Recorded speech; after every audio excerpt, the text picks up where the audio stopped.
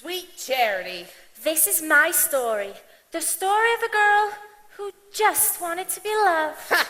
Charity Hope Valentine. You're just another Don Broad waiting for Prince Charming to come and rescue her. Ain't gonna happen. She works for me here at the Fandango Ballroom.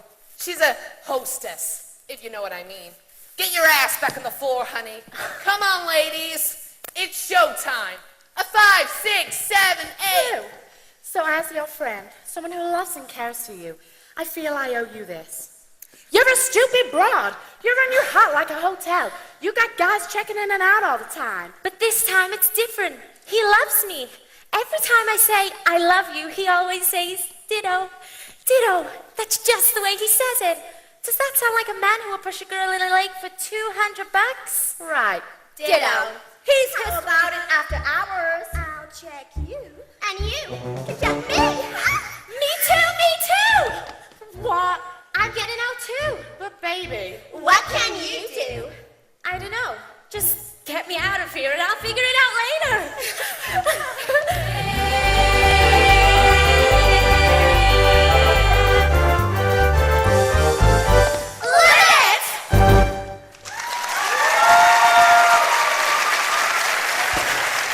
Ladies, they just announced the winners of the 1966 Irish Sweepstakes. And since none of you ladies are amongst the winners, get your asses back on the stage. Wait a minute, what happened to all those wonderful plans we just had? Yeah, what about them? Well, I'm not giving up without a fight. I've got to get out of this dump. All I need is a different background, a little culture, a little refinement, and I know just the place to get it. Going up. Thank you. I'm going to night school on 6. Likewise. I'm Oscar. Charity Hope Valentine. What's that? We've stopped. Press the button. It'll start right in again. Something's wrong. We're stuck. Oh, boy. I had a friend once who was stuck in one for 8 hours with 2 German shepherds and a delivery boy. It's kind of stuffy in here, isn't it? Isn't it stuffy? Are you all right? Me? Yes, I'm fine. Just have to get used to it, that's all. It's my first time trapped in an elevator. Trapped. Hey, you don't have claustrophobia, do you?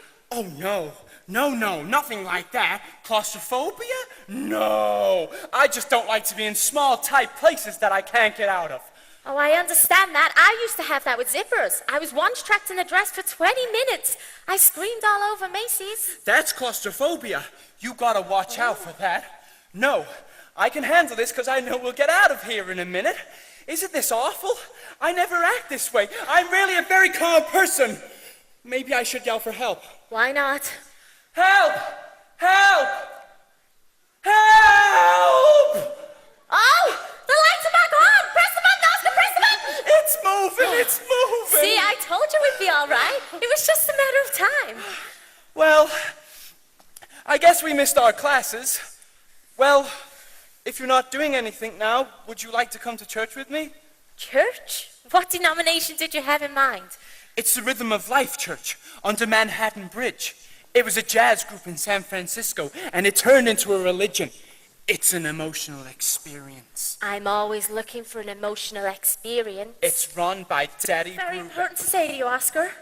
And if I have to look you in the face, I don't think I'll be able to say it. You don't know where I've been. I don't even have a bank account. I keep my money in an empty can of Chase and Sanborn coffee. Charity. And do you know how I earn that money? Do you, huh? You're a dance hall hostess. I'm a dance hall hostess. I work in a dance hall. I dance with strange men, and I talk to them, and I drink with them, and... That's right. How did you know? I've known for a week now. I was riding a bus one night and I saw you, and I jumped off, but before I could catch you, you went into this dance hall. That night at home, I tried very, very hard to hate you, Charity, but I couldn't do it. I just couldn't hate you, Charity. I don't care what you are or what you did. All I know is that I want to marry you. What? For the first time in my life, I'm happy inside. Really happy. And it's all because of you. I need you and I love you. Promise me you'll think about it. He loves me.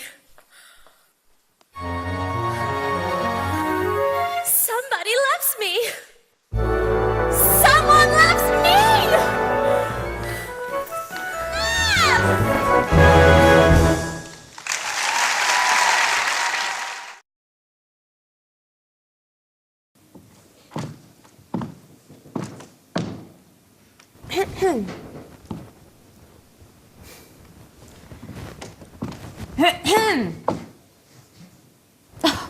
How rude and unmannerly. Mrs. Swancourt?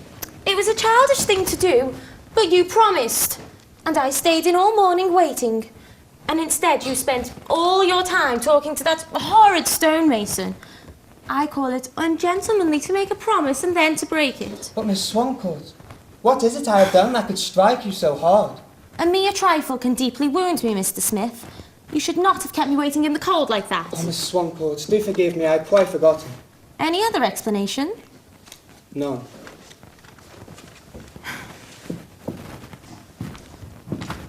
You had an early start this morning, Mr. Smith.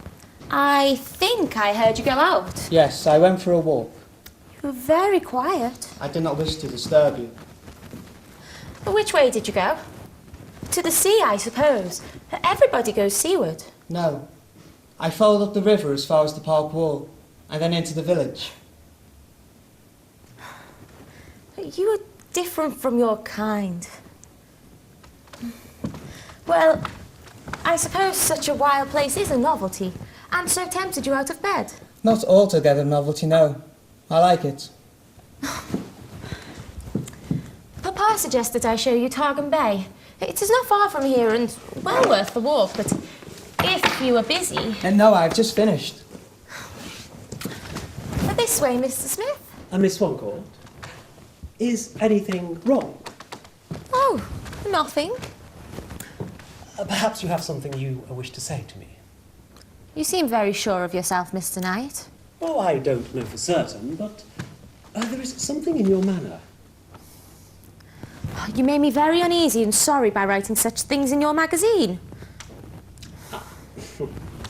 Then I'm very gratified that my remarks should have reached home. They so very seldom do. But you were very unkind about my romance. Indeed, you called it a mere trifle. I think you were very unkind to me, Mr. Knight. Do you have anything to say? I have nothing more to add to the remarks already made. Then you've forgotten all those cruel things you said about my romance. My child, I write hundreds of reviews. I can hardly be expected to remember each and every one. No, of course not. Why should you remember a silly little girl such as I?